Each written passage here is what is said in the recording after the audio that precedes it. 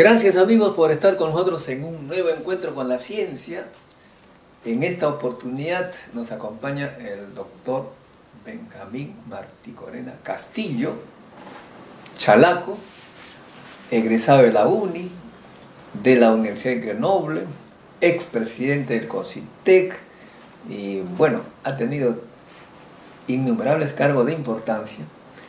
Y en esta oportunidad vamos a conversar con el doctor Benjamín Marticorena sobre un tema que es de actualidad, la internacionalidad de la ciencia y por supuesto esta batalla que hay entre las potencias de atraer la mayor cantidad de talentos a su territorio. Alemania acaba de señalar que da visas para extranjeros que quieran llegar, siempre y cuando sean bien formados. El propio Trump, que siempre manifiesta su voluntad de cerrar fronteras, dice que entrarán por meritocracia. Claro, nuestro país todavía no ha comprendido muy eso, porque hasta ahora no hay una política así que haya puestos de trabajo estable para la gente de ciencia y tecnología sobre todo. Y bueno, Benjamín, que ha visitado varios países de América Latina y del mundo, nos va a conversar sobre esto. Gracias por aceptar la entrevista, Benjamín. Muchas gracias, Modesto. Yo podría hacerte un primer comentario mencionando el hecho de que la internacionalización de la investigación científica es una tendencia mundial muy fuerte. Por ejemplo, ya que has mencionado a Alemania, en ese país el 57% de toda la producción científica publicada se produce entre investigadores alemanes e investigadores de otros países, en colaboración. O sea, más de la mitad de la investigación que se publica como resultado del trabajo en laboratorios en Alemania procede de una relación internacional. En el caso de Estados Unidos es un poco menor.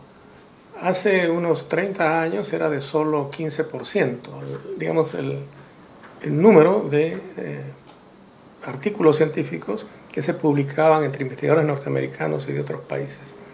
Ahora es 35%. O sea, la tendencia es clarísima. Y claro, se pone como ejemplo estos dos países que están en la cabeza de la economía mundial, pero sin duda que esto es la misma figura en todos los países, incluyendo a China y a Japón, por cierto. Hay un científico norteamericano muy conocido, sobre todo porque es divulgador de la ciencia, es Michio Kaku, que lo escuchaba recientemente y decía pues que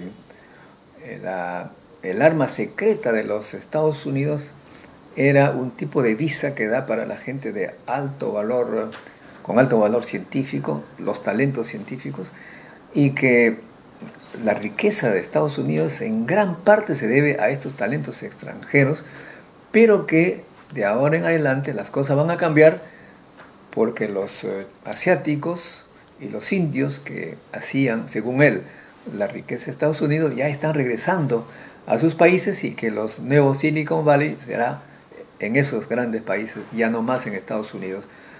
Y hace notar que la mayor cantidad de productos tecnológicos que se venden en Estados Unidos es de origen chino. ¿Qué cosa ha hecho China para hacer este cambio que ahora está en competencia con esta gran potencia?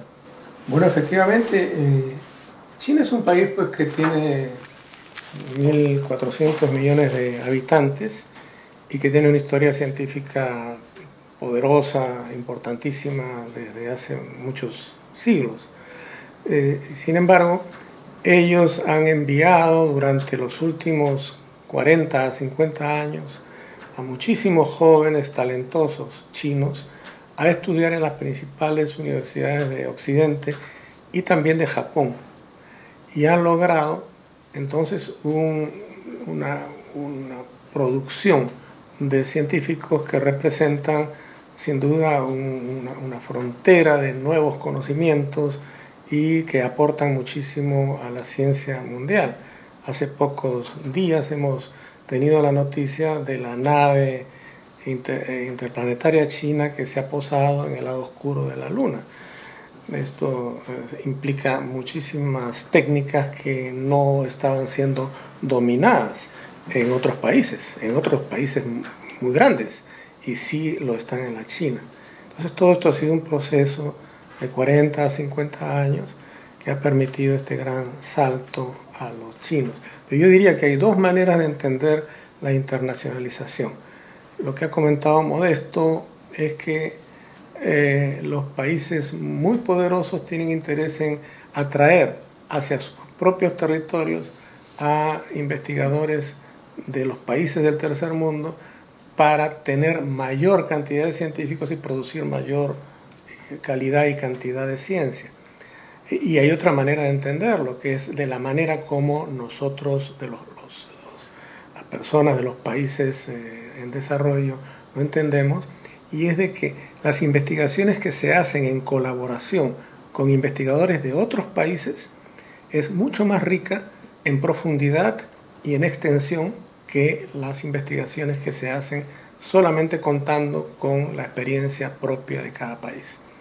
Hay temas en los que las relaciones son indispensables, completamente indispensables. Por ejemplo, los temas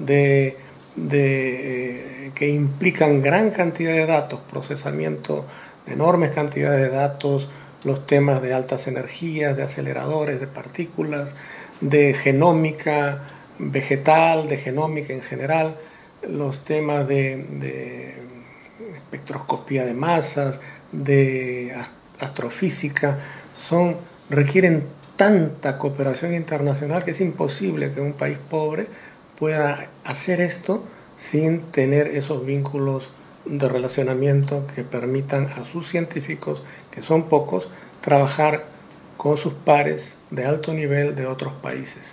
Entonces, ese es el potencial que nuestros países en desarrollo tienen que explotar de esta oferta internacional de cooperación. Bueno, eso es interesante, pero también se corre el riesgo de que nuestros científicos se enrolen en grandes proyectos cuya dirección, cuyo objetivo han sido definidos por estas potencias que tienen sus propios intereses. ¿No ves ahí de repente un riesgo que más bien estemos fortaleciendo a las potencias? Bueno, un aspecto que me pareció muy importante en la experiencia reciente de internacionalización de la investigación en el Perú es la que se desarrolló relacionando a investigadores en ingeniería biomédica peruanos con pares de otros países, especialmente de Brasil, con grandes centros de investigación brasileños que están ciertamente en un nivel notablemente más fuerte que el nuestro. Pero nuestros investigadores son también muy buenos. Y ahí se ha establecido un nexo de cooperación, por ejemplo, en telemedicina y telesalud, que es tratar enfermedades a pacientes que se encuentran en lugares muy aislados, como son todas nuestras fronteras territoriales, o las comunidades altoandinas, o las comunidades amazónicas.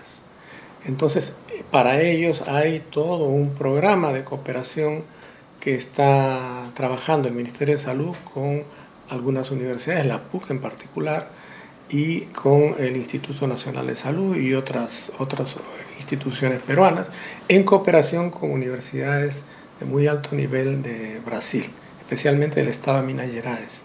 Pero no solamente en telemedicina, también, por ejemplo, en electrónica médica, en robótica de rehabilitación humana, en inteligencia artificial aplicada a la ingeniería médica, y también, por cierto, no se ha hecho aún, pero podría hacerse en imágenes digitales para identificación, diagnóstico y terapia de enfermedades de interés social. Entonces, he puesto un ejemplo del valor que tiene la internacionalización cuando uno se vincula con instituciones de otros países que tienen un nivel un poco mayor que el nuestro y que ellos también tienen interés en vincularse con nosotros porque es aplicar sus propias tecnologías y modelos científicos en otro espacio social que las hace, por lo tanto, reconfirmar el valor de sus propios trabajos. Entonces, lo que uno tiene que buscar al internacionalizarse es que los intereses que uno tiene de investigación se parezcan o sean complementarios a los que tiene la otra parte. No se puede esperar que haya interés de internacionalizarse, de vincularse en investigación, si los únicos que se benefician son o ellos o nosotros. Tiene que haber un mutuo beneficio y ese es el punto de partida de este esfuerzo. Un caso muy interesante fue cuando el presidente de la National Science Foundation de Estados Unidos, que viene a ser el CONCITEC peruano, por supuesto es el CONCITEC más grande del mundo, dijo que en el caso del Perú, estuvo acá hace algunos años, que en el caso del Perú ellos estarían muy dispuestos a trabajar en muchos temas de interés común, por ejemplo en plantas, en genómica de plantas, pero que lo único que requerían es una contrapartida intelectual. Prácticamente lo que estaba diciendo es que el dinero ya no es lo central, solo la contrapartida intelectual.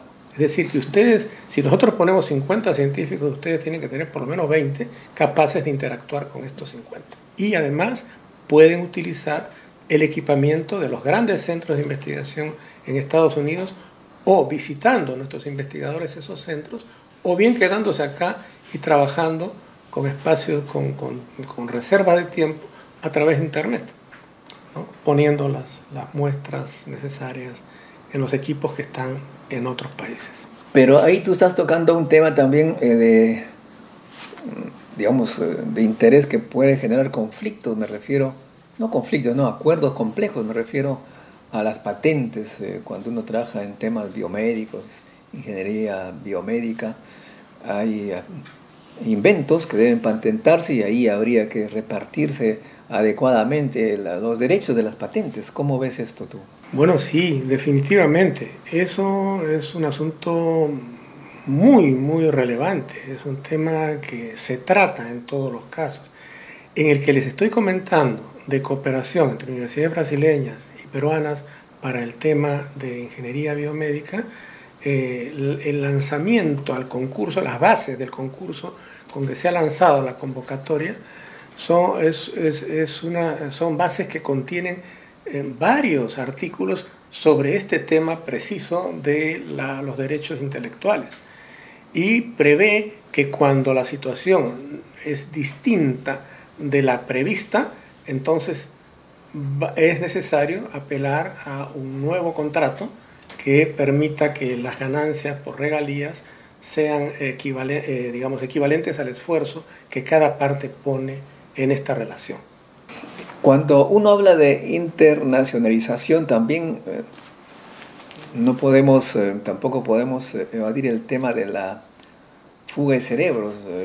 Nuestros mejores egresados se han ido y muy poco regresan. ¿Cómo ves tú esta posibilidad que no se concreta de generar una carrera del investigador para que haya puestos estables? La gente que viene de fuera siempre vive pensando en qué va a pasar si voy y se terminan los contratos, los fondos. Necesitan una estabilidad y aparentemente no podemos ofrecerles. Definitivamente, Modesto, has tocado un tema esencial. Eso es responsabilidad del Estado. Es importantísimo que se desarrolle una normatividad que permita que universidades, institutos de investigación del Estado, pero también empresas tengan la posibilidad de invertir en nuevas posiciones para poder asegurar la estabilidad, la atracción y la estabilidad en el trabajo de investigadores de alto nivel. Sé que el CONCITEC actualmente muy pronto va a anunciar una convocatoria para traer durante todo este año a alrededor de 300 científicos que pueden ser científicos repatriados peruanos o científicos extranjeros que quieran venir a trabajar aquí y que les va a pagar su estadía aquí durante 3 años si las instituciones que los piden y los acogen aseguran que ellos van a poder permanecer pasado este periodo de 3 años, financiado con fondos de un préstamo del Banco Mundial.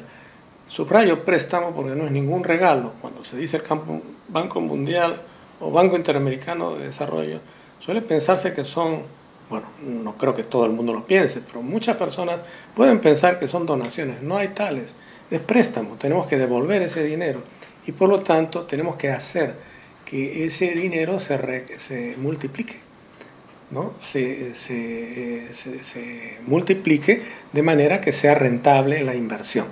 Y sin duda lo es. Un evaluador del Banco Interamericano de Desarrollo, el argentino Carlos Aveledo, muy conocido en el Perú, mostró que la inversión en ciencia y tecnología en el Perú era muy rentable. Por cada dólar invertido por el Estado se recuperaban 7.8 dólares. Y esto es algo excepcional en América Latina. Y eso es debido a que tenemos muy poca investigación, entonces todavía es muy rentable. Cuando haya más investigación va a decrecer la rentabilidad, pero esa es una norma ya de la estadística, ¿no? No es un asunto que puede ser manejado por política. Pero tenemos que aprovechar que podemos crecer muy rápido en investigación. Y eso solo se consigue internacionalizando, ¿no? No se puede crecer si no se vincula uno internacionalmente para que las investigaciones sean pertinentes. Que no sea solamente una investigación en un punto chiquitito de un tema que es muy grande y que como es solamente un punto de lo que tiene que demostrarse, de lo que tiene que probarse o descubrirse, no llega a tener ninguna aplicación. Entonces es necesario que haya muchos puntos que conduzcan a una respuesta completa a un problema crítico de salud pública o de escasez de energía o de insalubridad de agua o de peces amazónicos o todos los grandes temas del país, ¿no? Bosques, en fin, todos los grandes asuntos nacionales. Bueno, se habla hoy en día de una nueva selección, ya no natural sino artificial. Las personas que viven en cualquier parte del mundo ahora tienen la facilidad de buscar el mejor lugar para vivir con su familia, y obviamente se busca lugares sin violencia, seguridad máxima familiar, no corrupción, es decir, un país civilizado. Y esto ocurre muy rara vez. O sea, hay países nórdicos que tienen esas características y el nuestro está atravesando por una situación muy compleja. Me decía un amigo economista que esa crisis que vivimos hace ya unos 30 años, que la gente que se fue, los talentos que se fueron por la crisis que se vivió, significa la mitad del PBI actual. Es decir, que si no se hubieran ido y hubieran participado en la economía nacional, estaríamos con el doble de PBI. Esto me parece bastante significativo. ¿Cómo analizas ese tema con la experiencia que tienes? Bueno, yo creo que lo que se llama la fuga de cerebros es algo que se puede contener con políticas que promuevan la retención de talentos. Uno de los aspectos es el que mencionaste hace un momento, el de una normatividad adecuada para crear puestos de trabajo estables. Otra es también lo que tú has defendido y defiendes desde hace muchos años, es una carrera del investigador, que es una carrera que no debería copiar experiencias de otros países, aun si fueran exitosas, porque como bien señaló la estratega venezolana Eve Besuri, no hay nada que lleve más rápido al fracaso que aplicar en un país lo que ha tenido éxito en otro. Hay que saber inspirarse en experiencias exitosas y aplicar en su propio país según imaginativamente, creativamente, esas experiencias positivas e imaginar otras soluciones que todavía no se han dado en otros países. De manera que para un programa de retención de talentos y de multiplicación de talentos y de descubrimiento de talentos dentro de un pueblo que no está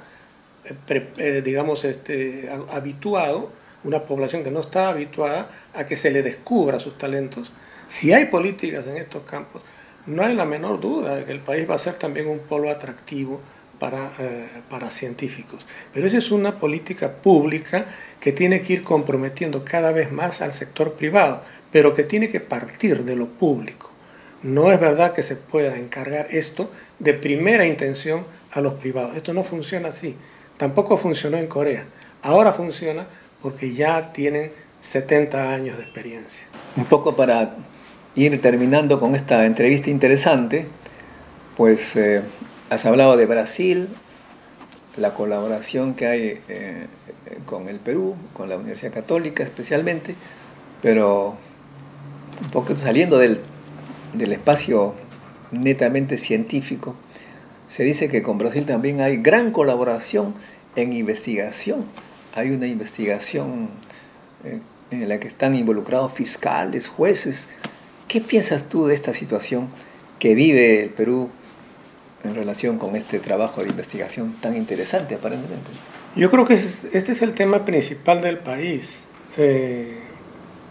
Esto es lo central, lo subrayo. Es fundamental llegar a una superación de esta crisis moral. Es completamente fundamental si queremos sobrevivir como país y no estar siempre a la cola y ser siempre un país paria. Es fundamental que los gobernantes sean ejemplo de conducta. Y esto evidentemente todavía estamos bastante lejos, con todos los indicios, todos los indicadores son cada vez más elocuentes del estado de ruina moral en que se ha ejercido, se ha desarrollado la política, sin que eso implique ciertamente a todos. Obviamente no estoy diciendo eso, pero sí a una gran cantidad, una sorprendentemente gran cantidad de funcionarios